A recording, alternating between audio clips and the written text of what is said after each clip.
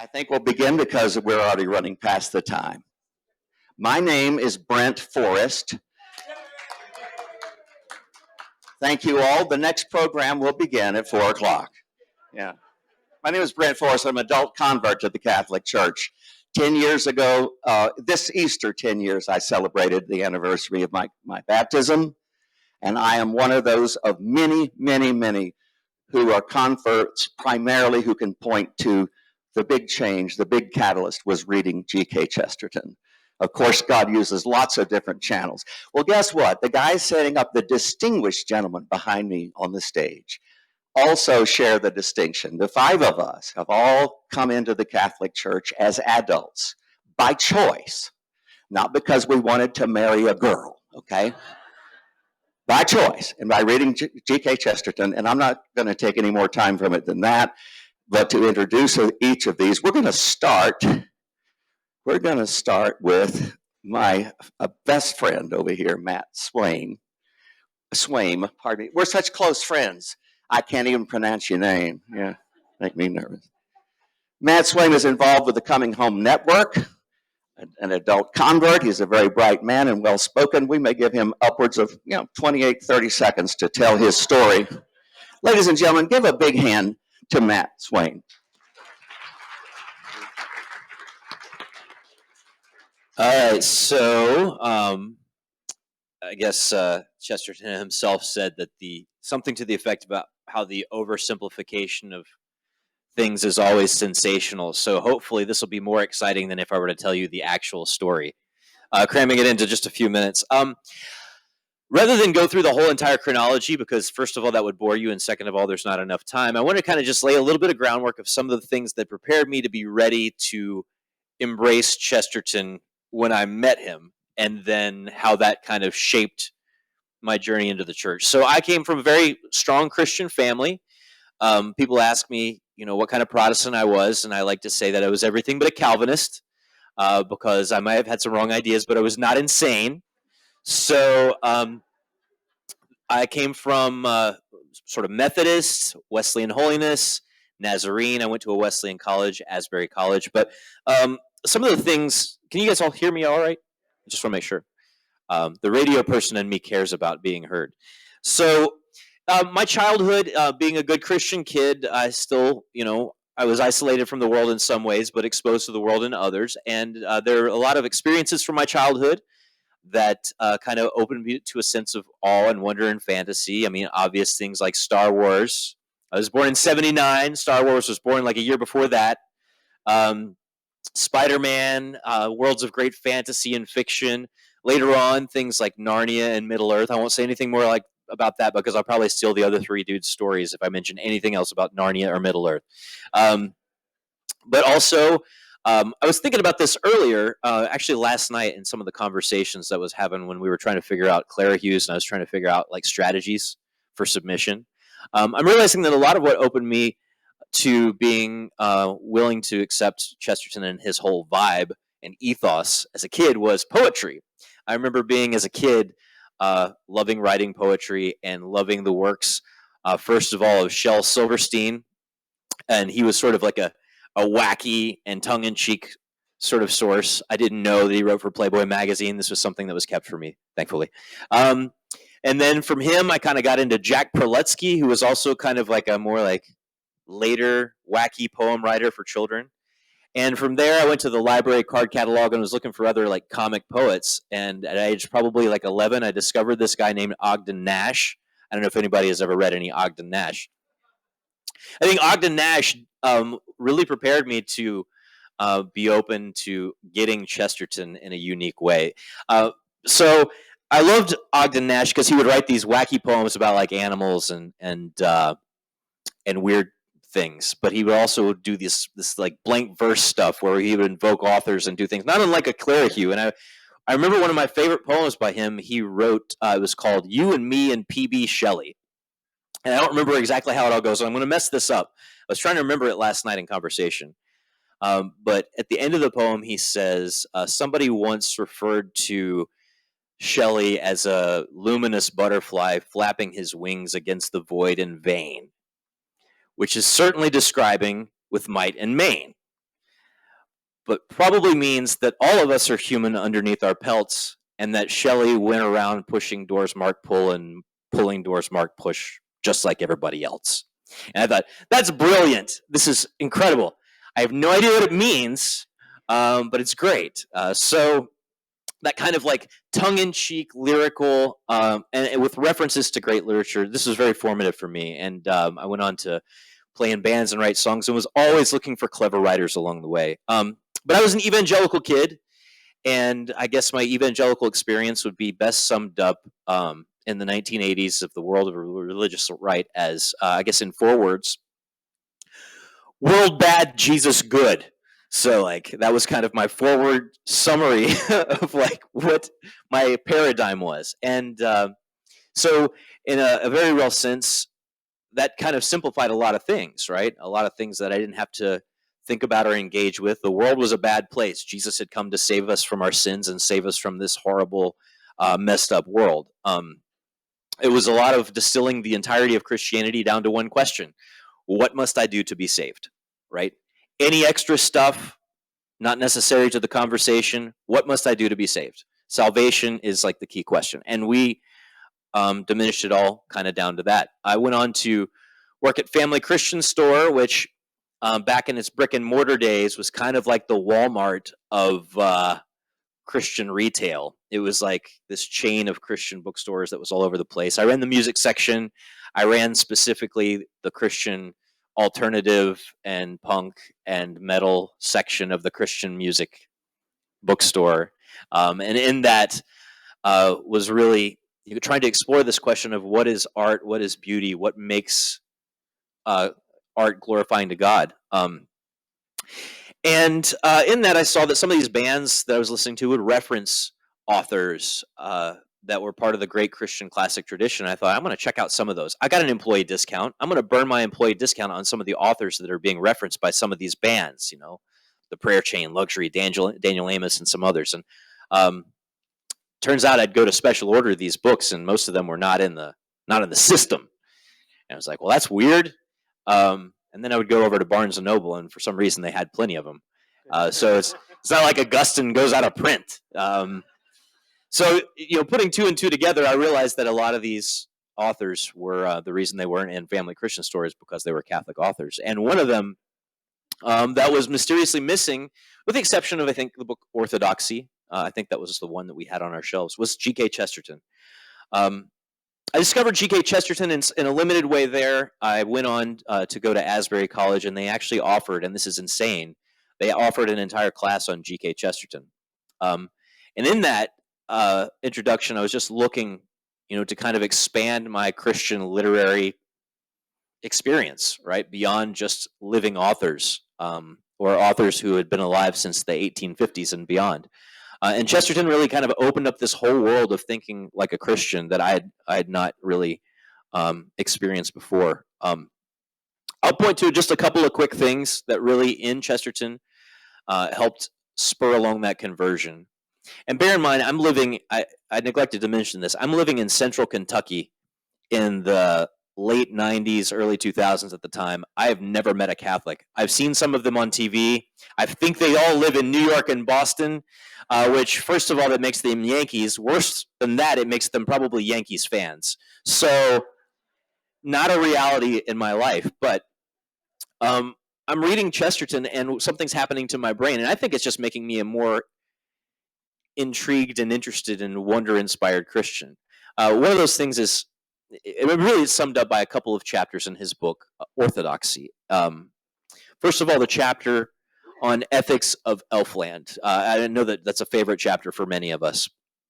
I mentioned I loved Star Wars and Spider-Man and all those things. And for me, sci-fi and fantasy as a Christian kid in the world bad, Jesus good paradigm, that was a way to escape from reality because reality is horrible, right? Whereas Chesterton, I see this vision that the world is good and beautiful and it's an adventure to be alive in it. And so that was a conversion of mind and heart on what it meant to really see the world as good and us as being, how to live as a Christian in wonder and gratitude for that world. And then I think the second thing, and this was probably the most important thing, is that I had a really deep dissatisfaction with my evangelical worldview, partly because I was listening to all these Christian punk bands who were talking about how bad the world was, but also talking about how bad every other Christian was. Um, and that was something that I really felt deeply. Because I would go to one group of Christians and, the Calvinists would talk about the sovereignty of God, but they would talk about it in such a way that the sovereignty of God squished all the other attributes of God out of the picture. And I thought, well, that's dumb. But you'd meet also people from my own tradition of free will who believe that you could cooperate so heroically with the grace of God, right, that you could overcome sin by the sheer force of your will. And I thought, well, that's not right. I know my will. But you'd see other aspects of Christian groups that would take one good thing about Christianity and they would blow it up so it crowded all the other good things about Christianity out of the picture. And in the paradoxes of Christianity, many of you are already familiar. Chesterton says, well, I mean, at the end of the day, what's the question? Should a Christian feast or fast? Well, the answer is always yes, right? Should a Christian be celibate or have a large family? Well, the answer is yes. The same thing with are you saved by faith or works? And the answer is yes. So all those questions synthesized for me. Later on, and I'll just fast forward ahead, I moved to Cincinnati, which is a town full of cradle Catholics, where it's extremely normal to be Catholic, but it's extremely weird to become a Catholic. And I finally am confronted with the reality of having to drive by these churches where the Blessed Sacrament is right there in that building, and I kind of have to deal with that reality. So I start looking into the nuts and bolts of Christianity from a Catholic perspective. And what I find is that all the hard work's already been done. Because, if you have your imagination converted and sacramentalized, then really the rest is just kind of connecting the dots for me. And Chesterton was really the guy who did that in a really profound way. So that's me.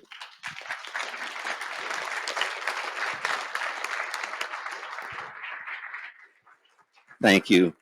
That was Matt Swaim, and his story is in that we're not here to sell books. I don't get any money from them. My name is Lazarus. No. My name is Lazarus. He's on page 223. A fascinating story. We'll tell you more about this book in just a moment, but we're going to move over to an author by the name of Tyler. I've got it memorized. Tyler Blanski. Met him, 2 minutes ago. He has written a book called The Catholic Gentleman, and he is one. And he also recently wrote a book. Would you hold it up, please? He's written a book called An Immovable Feast, and it's a knockoff of the Hemingway novel, A Movable Feast. His name is Tyler Blanski. Would you please share your story with us? Check, check. Is it okay if I stand? It is such a privilege to be here with you today. So many wonderful conversations. I haven't even met a fraction of you, and I hope to meet more of you this evening and tomorrow. When I was asked to talk about Chesterton and conversion, instantly I started thinking about, and this is not a new insight at all. So many people have noticed that there is a connection between becoming Catholic and getting married. And I want to tell you the story because it's half-baked but not half-bad of how I met my wife, Brittany. I was 26 years old and a bachelor and a Protestant living in uptown Minneapolis when it really struck me that if I was going to get married by the time I was 30, I would need to get off my tush and start working now. So I made a plan. I was going to date at least one new girl every week until I met the one. And any of you who have taken dating seriously and with a view towards marriage, you can relate that dating is hard freaking work. And just 2 months into this program, I was totally exhausted. I had the privilege of meeting a lot of strange women. And in general, things were going very badly. But G.K. Chesterton once said in What's Wrong with the World that if something is worth doing, it's worth doing badly. And I really believe that dating girls was worth doing. And I'm so glad I thought that way, because if I hadn't, I would have never met Brittany. Now, you have to understand, at the time, I was an artist living in Uptown. I lived in this third-story attic above a recording studio, and it was a good setup. I would paint houses in the summer and then read G.K. Chesterton in the winter and write books. And when publishing houses would reject my books, I would take my frustration out on stage with my little band or in the recording studio. And it was in the midst of this that I invited Brittany over for dinner. And I'll never forget when the doorbell rang. I went down the 3 flights of stairs and I opened the door, and there was this hot July day. And Brittany with hair like an oak tree in autumn, and just this shared sense of some common doom. And we walked back up the 3 flights of stairs, and I was cutting onions, and there was just this kinetic energy between us. And finally, Brittany just steps back and says, "I have a boyfriend." And I was thinking, "You have a boyfriend? What are you doing here? This is a date." And she was thinking, "I thought this was a dinner party. Where's all the people, you creep?" Well, it didn't matter. There was this Chestertonian joy in the room. Looking back, I can tell it was a Holy Roman momentum. And remember, Brittany had a boyfriend, right? So she had deliberately dressed down, like way down. She looked like a stuffy librarian.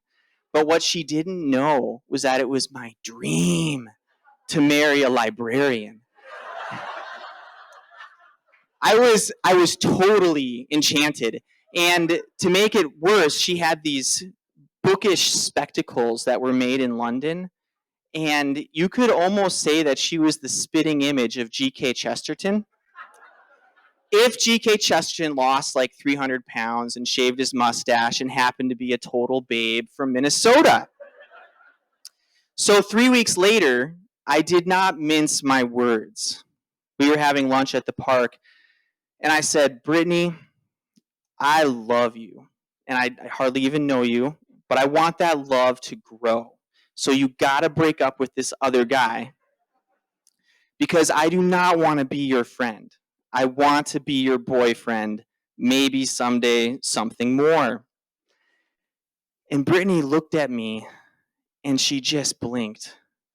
And then she stood up, and she got on her bicycle and rode away. And I had never been so happy. Sometimes you just have to say it, right? Sometimes a thing is worth doing even if it goes very badly.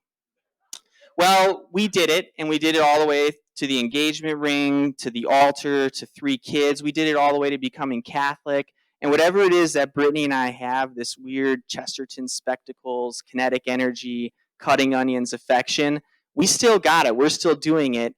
And most of the time, we're doing it badly. And I'm speaking to you in parables, but the point is, when it comes to conversion, when it comes to the new covenant and pursuing Christ, you just gotta do it, right? This is a very Catholic assumption. Protestants often take issue with it, of just how busy we can be, how much there is to do. And there's merit to this idea. Get up, get going, do the work, rep it out.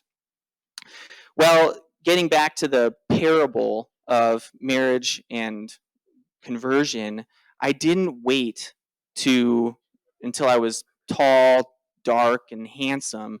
I just started dating girls. And when I met Brittany, I didn't wait until I was older, wiser, smarter, could afford a wedding. Gosh, we were so poor. No, I just pursued her. I put a ring on it. Brittany and I laid a fence post of our own. God was so good. We fought for it.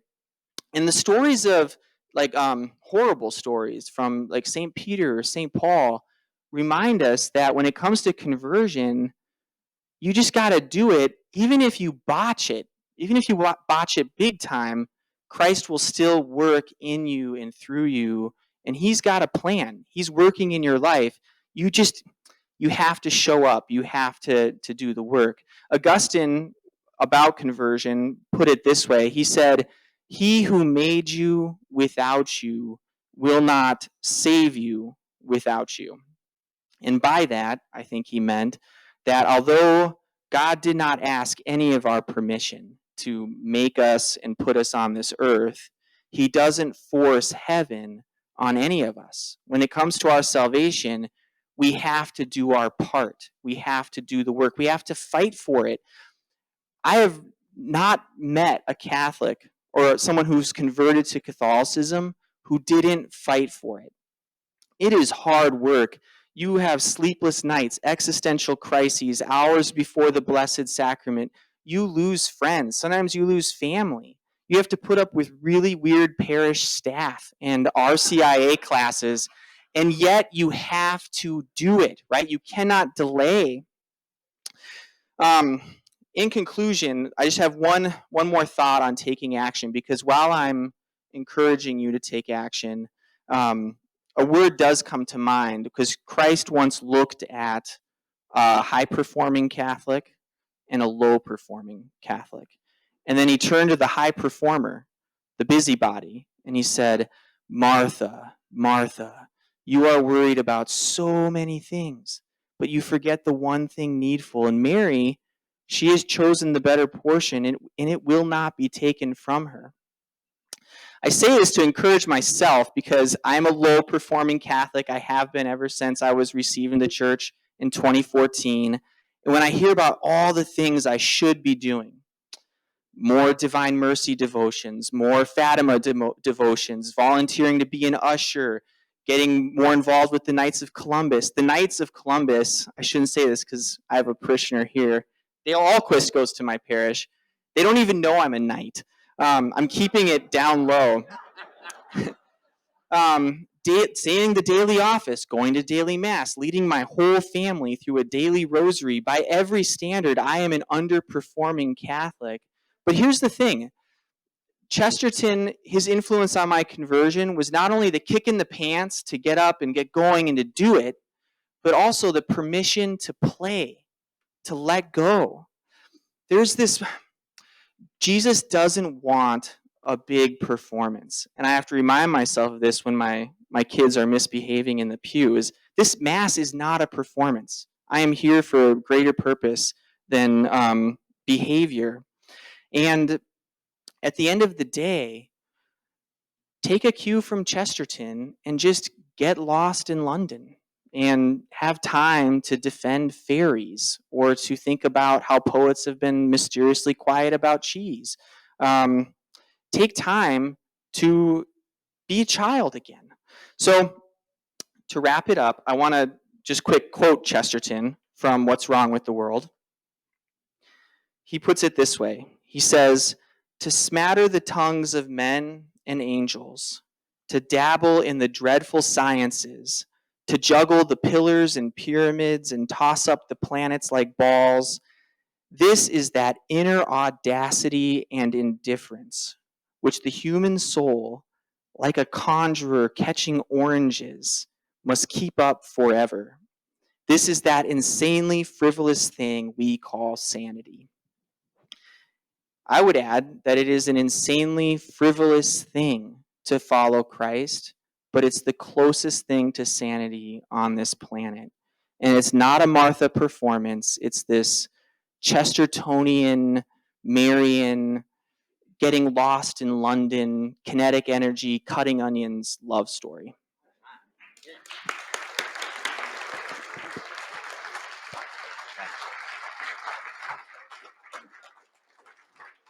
What he didn't tell you was why he became so disenchanted with that string of dates. He was going broke.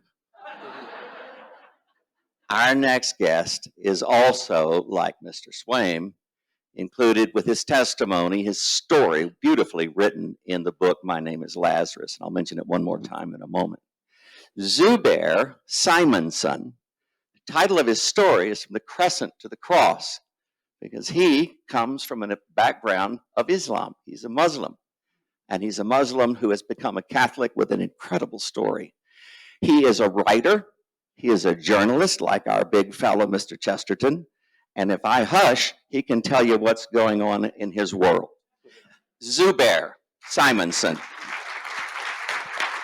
Thank you. So if you're wondering, you're hoping to get like a story of like, oh, what happens when a Muslim is exposed to G.K. Chesterton, you're going to be a little bit disappointed because I'd never heard of G.K. Chesterton, despite having gone to college until I was already a Christian. So in 2006, I just decided to quit calling myself Muslim. 2007, this is all while I was living in New York City. I'm the only person who actually moved out to New York and became more religious at the end of it. But yeah, I was kind of like in a life crisis, and the thought "born again" first flashed in my mind. And for the first time ever, I'd considered like, what would life be like to have a fresh start? And I'd heard about born again all the time. I'd always thought of it as like the born agains as those crazy guys wearing the placards. But I wanted a fresh start. I wanted to see what Christianity was about. So I started reading the Bible, and then I'd also picked up a big book to learn about the basics by C.S. Lewis, Mere Christianity. And I'm like, as Dale Ahlquist had mentioned yesterday, there are many of us that had graduated from Lewis to Chesterton, and I'm one of them. But and I didn't become Catholic right away. My first instinct when I began going to church was to go to St. Patrick's Cathedral because I didn't know of any other churches in New York, and it's a really big one. But I found out like becoming Catholic takes a really long time. There's this thing that's called RCIA or something. Whereas if I go to the non-denominational church, Times Square Church, just right across from the office I was working at, all I need to do is go to this one class, 2-hour class on a Saturday, and then show up and get baptized at the service. So that was really quick, and I'd become a Christian. And I'd enjoyed Mere Christianity, so I kept on picking up books by C.S. Lewis to read more and more. And then at some point, I'd come across a YouTube video, and I believe the YouTube video was about his book, Surprised by Joy, kind of like told in a biopic type way, or a bio-documentary, or dramatic documentary, one of those things. But, and I learned a fun fact that he had actually largely gotten intellectually awakened to Christianity by having come across a book called The Everlasting Man by G.K. Chesterton. So I figured, oh, well, all right, whatever, I'll give it a try. And fortunately, it was at the nearby Barnes & Noble, so I didn't have to look very far. So I picked up The Everlasting Man and began reading the first chapter, all about the caveman. And it's just like these things that you don't even think of as assumptions. They're just kind of like assumptions that you're so used to, you don't realize they're assumptions. He starts breaking that down right away. And the whole book was the explaining history through through Christ being the center point. Everything leads up to the moment of the incarnation, and then everything that has happened since has happened. You have to understand in the context of happened since the incarnation and death and resurrection. And the book was told with a great deal of insight, lots and lots of wit. I remember from the chapter on the Punic War, the War of the Gods and Demons, like so much of what he's describing now applies, is so relevant today when you just think about modern issues such as abortion and like how we largely are committing many of the same sins now as we've always been doing. Back then, the child sacrifice was done to the god Moloch. Now it's kind of medically done, not so much in a religious ceremony, but in a medical fashion, and it's to escape the consequences. Calling it pro-choice, but it's to escape the consequences in the vast, vast majority of cases of a choice that had already been made. But it was very relevant, and I put the book down finally. Had trouble getting through some language of the first go around, and I figured like, well, I really like that. I want to read more books by G.K. Chesterton. Now I joined a Redeemer Presbyterian Church. If any of you know who Tim Keller is, he's a pretty well-known speaker, and I become very involved in Redeemer. And now I'm at this point a former Muslim who had just become a Christian, and I had known throughout my life that there's differences between Catholics and Protestants. But this is the first time in my life where I've actually now got a lot of evangelical friends, and I'm being exposed to the idea for the first time that oh well, Catholics aren't even Christians. And okay, go out there, anywhere in Milwaukee, find the first Muslim that you can, and ask them the question, "Hey, do you think Catholics are Christians?" And they're just going to look at you like you're an idiot. And it's like, yeah, of course, of course they are. So, but it's just kind of like you scratch the top of your head. It's like, oh, I didn't realize that that was actually an option, is to not even consider Catholics Christians. Um, and then I'd also learned other things about Catholicism while I was at Redeemer. I remember after one service, I'd spoken to one of the pastors there, and he explained to me. He was talking to a group of us, and Pastor Matt, and then he said, "Hey, did you know Catholics believe in this thing called transubstantiation, whereas when you take communion, they believe that you're really, literally consuming the body of Christ." I remember hearing that, and it's thinking, oh, that is the most bizarre thing in the whole world. I am so glad I didn't end up becoming Catholic. And but at the same time, while I was, you know, a lot under all these influences, I was kind of reading more and more about the religion that I'd somewhat impulsively joined.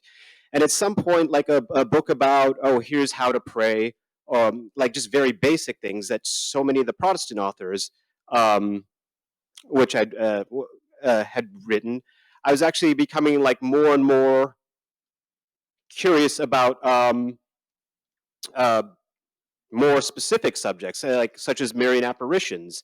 And Chesterton continually became an author, or was an author where I just continually, whenever I found one of his books, I picked it up and read it right away. It's in the top of the, as soon as I see a new book of his, it's at the top of the priority list of what to read.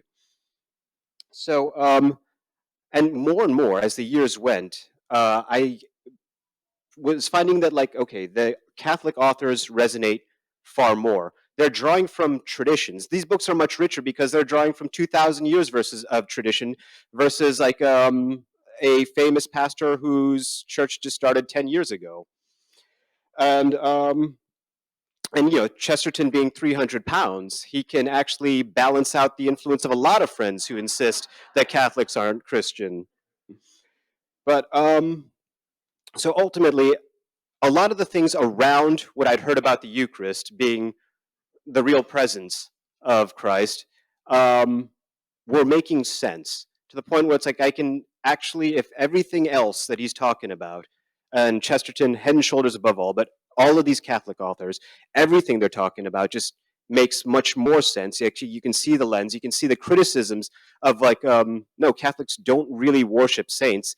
They ask the saints for prayers, just as I can turn to any one of you and say, hey, would you please pray for me in this? It's the same principle. And everything, every criticism I'd heard of the Catholic Church, it's like you can actually find the explanation for it within 5 minutes as long as you've got Google. And but ultimately, okay, my becoming a Catholic was not the result of having read a lot of Chesterton books. He himself had written, I believe it was in Orthodoxy. It doesn't happen because of one book. It has to be an event, an experience, a combination of a lot of things. But by the end of my time at Redeemer, I could not sit close to the front, anywhere near the front pews. Even as good of a preacher as Tim Keller was, I'd been hearing the same thing for so long that I was actually just falling asleep during each sermon. And it was becoming my nap time. It was clearly God's calling me to do something new here. So I'd developed the habit of going to this one church in particular, St. Paul's in New York, and just praying, spending some alone time with God. This one evening, or on the way to work in September 2010, there was a lady who was crying about something, making a lot of noise in the back of the church. I'm trying to have my quiet time with God. And then all of a sudden, you know, it's pretty distraction when all you can hear is a lady going, ah, just really loud in the background. At some point, one of the guys with security actually walks up to her. And this is in a Catholic church. And I'm kind of watching from the corner of my eye. It's like, oh, I wonder what's going to happen next. You can hear this, the security guard going, hey, come here. And then she walks up to him. He opens his arm and hugs her. And she went quiet, just like that. And, like Chesterton, through his writings, had forced for a good number of years now the question for me, should I become Catholic? And in that one moment, the answer had become yes. And it was too late for me to enroll in RCIA that September. I was like 3 weeks too late. But so I had to wait another year, and I actually went through the process, the year-long process. Like you, Brett, I'm on my 10-year anniversary now as a Catholic. And I mean, and Chesterton didn't help me just become a Catholic. I'm a secular Franciscan now. I'm a member of Third Order. And it's actually because, one of the books I'd picked up is this one, his biography of St. Francis. And I'd never heard of, this is how I heard about Third Orders before I ever became a Catholic. And, I got overenthusiastic about becoming, as soon as I did get confirmed. And it's like, yeah, I'm going to become more Catholic. I'm going to join a secular order. So they do sell this book here. They also sell T-shirts, in case they hadn't mentioned that before. And yeah, I have not looked back since. I owe a great deal of thanks to Chesterton, and I'm on my 1 decade now, and proud to be right here sharing this with you.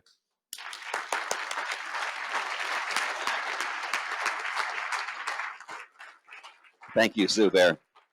That's outstanding.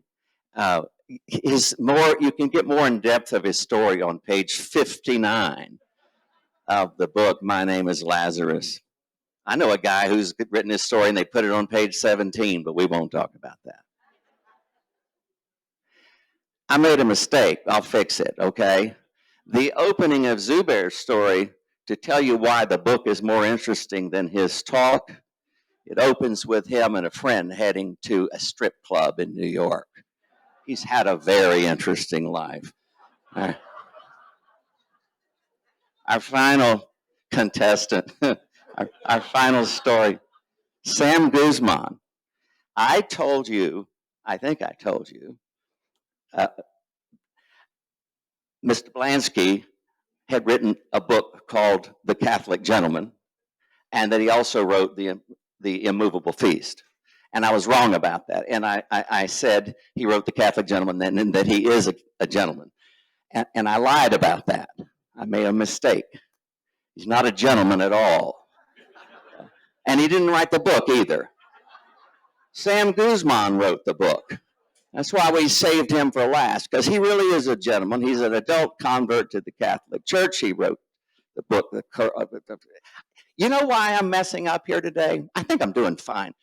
Dale Alquist hit me up with almost no notice, and he said, hey, I want you to be the moderator and introduce the guys. And I said, I hardly even know their names. Oh, you'll do just fine. You can see how I've messed that up. God bless you. Sam Guzman, let's hear your story.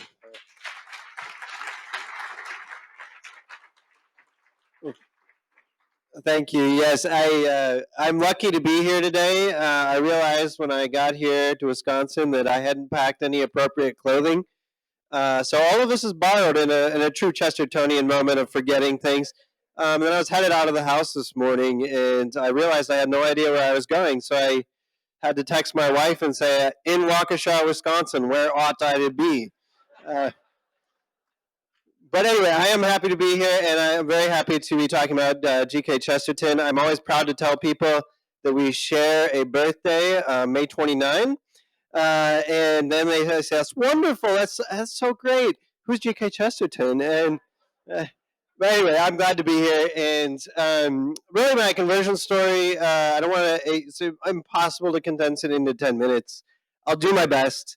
But it really starts, in early childhood, kind of like Matt was saying, just all those seeds of fantasy and wonder planted very early on. I remember being 5 years old and my mom teaching us the Te Deum from the Anglican Book of Common Prayer. It was beautiful. I just remember I had no idea what the words meant. I just knew they were beautiful. They resonated in my soul. And I would say stage one was really just this nameless longing for something. I would just, like this, every time I'd see a Gothic architecture or I remember reading Redwall when I was a kid. Those great books by Brian Jackson, and I just loved the monastic setting with the little Redwall Abbey there, and anything related to abbeys, churches, Gothic architecture, Latin monks, like that always just captured my imagination as a kid. Of course, Hobbit, Lord of the Rings, but those really planted the seeds of wonder and goodness in my soul. There was a lot of great stories, of course, Narnia as well, but just this idea that the world is a magical place. It's not this boring, like dead, Walmart world that we live in, that we're kind of trapped in modernity. There is more to the world, and we can discover that. And so that was planted in me very young. Also, just a generic Protestant upbringing, a lot of evangelical churches, but also, I was crazy, so I did go to Calvinist churches. But at any rate, saw a full spectrum of Protestantism growing up. And kind of like some others have echoed, just found like everyone had a piece of the truth. They had a piece of this, like the stained glass window was shattered and everyone was holding a different color, and they said their color was the truth, and that really felt to me like confusing and inconsistent. So in high school, like a lot of teenagers, I just kind of rebelled. Nobody knows anything. No, it's all hypocrisy. No one. So I kind of went on my punk rock phase. There's a bunch of punk rockers up here, by the way. So anyone wants to rock out later, we can do that. But I kind of went on my punk rock phase, rebelled, just kind of never stopped believing in God, but just figured no one really knows what's what. So just kind of gave up on the whole thing. But then going into college was kind of stage two. So one was like maybe the awakening of wonder. Two was like an awakening to beauty.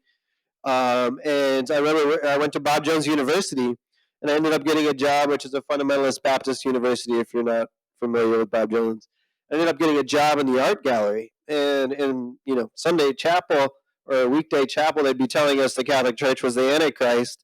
But then they had an art gallery full of Catholic art going back hundreds of years. So figure that out. I don't know.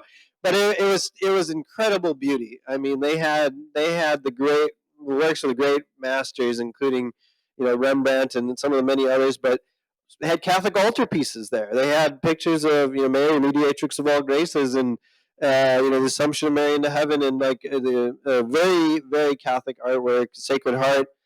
And I just gallery was slow. Not a lot of fundamentalist Baptists like to go look at Catholic art, so I had plenty of time to just browse and look at all this stuff. Try to translate the Latin inscriptions on the paintings, and try to figure it out. I really woke up. Like, what do these people believe? Like, where did this outpouring of beauty come from? And really just wanted to understand that for myself. So I holed up in the university library, got out all the earliest church fathers I could find, Irenaeus of Lyons and Clement of Rome, and some of these early fathers that were contemporary with the apostles. And I immediately knew whatever they weren't Baptists. They were talking about the sacraments. They were talking about priests and bishops. They had a whole different vocabulary and way of talking about Christian living that I was completely unused to. And that led me on a journey to find historic Christianity, original Christianity, the source, if you will. And that led me to Anglicanism, and that's where I met this guy. And we kind of bumped into each other at Nashotah House Seminary, which is very near here, and I was considering becoming an Anglican priest. I was like, well, I get to know some of the people here, and it is a beautiful place.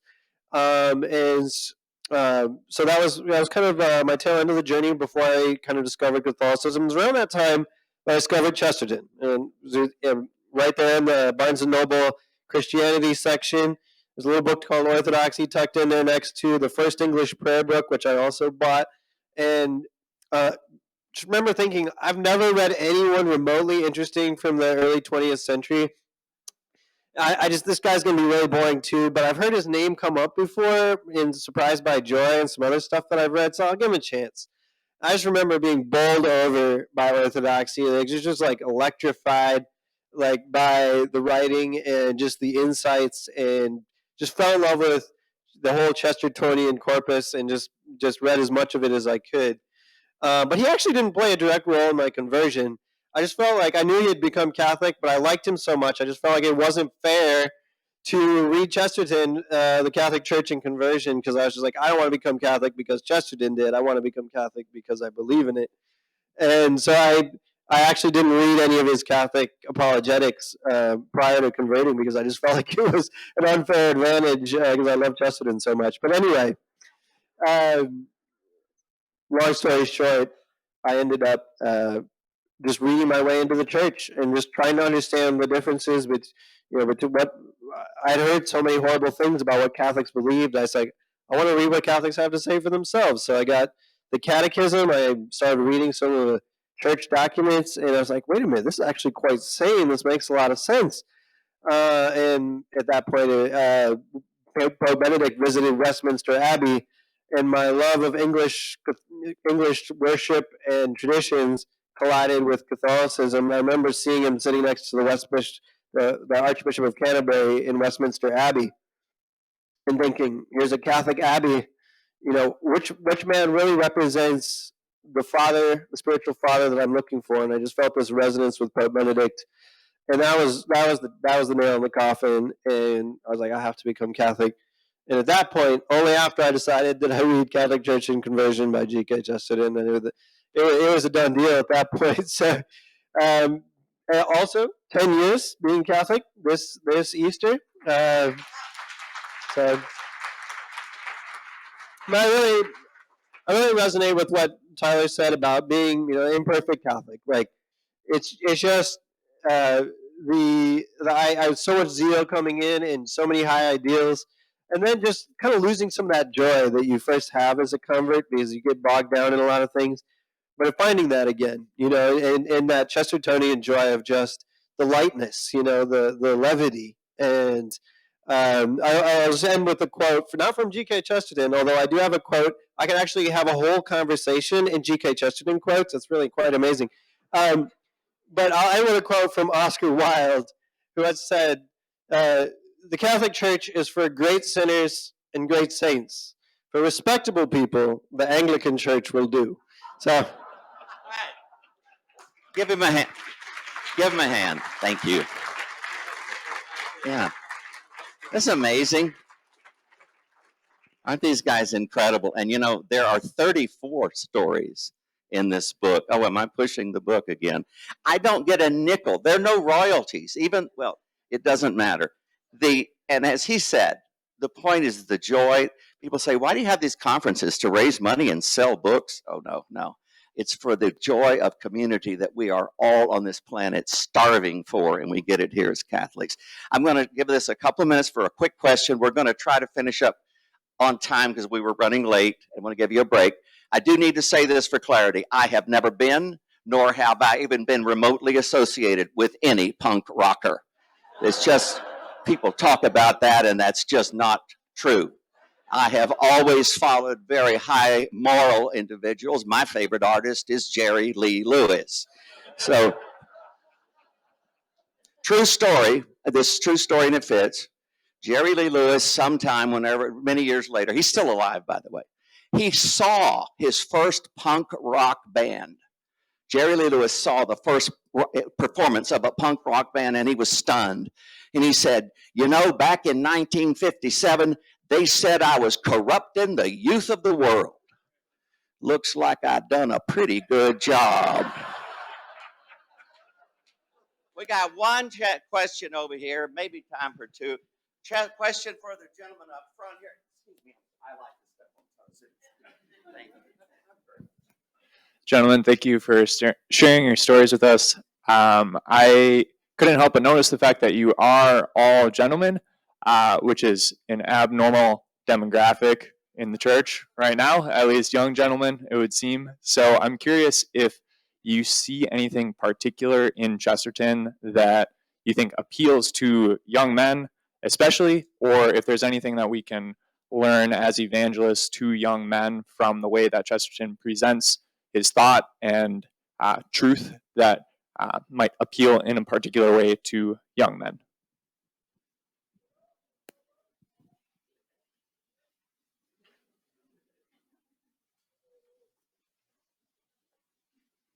wearing the bow tie, you have to answer that question. There's so many things that Chesterton that I think young men love, but I just boiled down. I think he loved a good he loved a good challenge. You know, he was always willing to cross swords with people, and he loved swords. You know, he loved blades and romance of the blade there. But he had a chivalrous spirit where he really wanted to engage with the many of the ideas of his day and fight for the truth. And I think that young men are drawn to that kind of chivalrous, combative spirit that he had. But he wouldn't have hurt a fly. I mean, I just love the stories of him carrying revolvers and sword sticks around because he probably would have never, ever in a million years used them. But he was willing to go to battle for what he believed in, and I think that fighting spirit is something that appeals to young men. Yeah. We have time for just one more question. My job is to make this thing end. It's the most important thing they want me to do. In Orthodoxy, Chesterton says somewhere in the first couple of chapters that people are saved or they come to salvation by faith or by will. And it sounds like most of you guys have a kind of will sort of story. But if you could do it all over again, how do you think that you could have been saved by faith too, or just I don't know how you could answer that question. But